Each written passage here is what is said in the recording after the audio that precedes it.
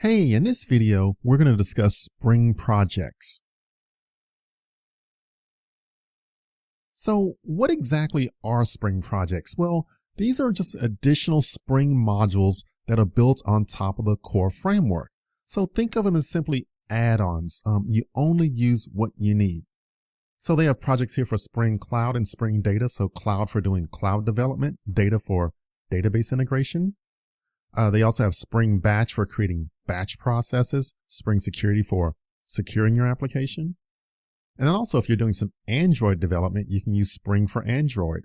Or if you're doing like a web flow over X number of pages, you can make use of Spring Webflow. And then at the bottom here, we have Spring Web Services for doing like RESTful and SOAP web services. And then also Spring LDAP for accessing LDAP servers.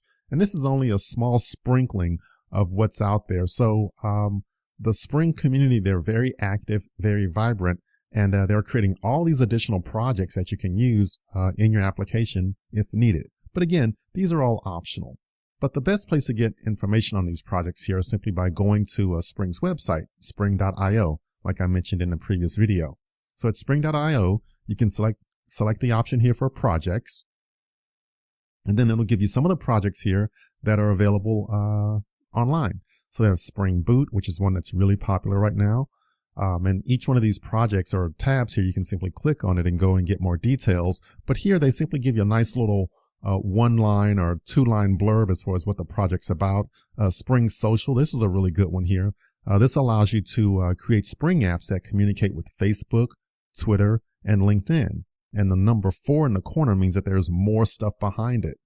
So if we click this link here for Spring Social, then we can move into Spring Social and get more details. So they have their core, Spring Social for Facebook, Twitter, and LinkedIn. And again, you can click each one of these links and then you can drill down and get more details on how to use some of these frameworks or APIs. So again, just kind of scrolling through, we already saw the Spring Android, Webflow, LDAP, Web Services, and Session. So anyway, there's a lot of good stuff out here. So if you have a lot of free time, I'd say take a look at this and see what's going on. But again, a lot of good documentation out here and a lot of good examples. And each little tab here is kind of like a world in its own that you kind of enter and get into. So we could probably write a book on each one of these little tabs or write a course on each one of these little tabs. There's so much information out there. But anyways, I simply wanted to give you an overview, let you know that, hey, these other projects are out there and available. You can visit Spring's website at spring.io, go to the projects tab, and then you can just read up on each one of those projects and see if you could use them in your own project. All right, so I'll see you in the next video.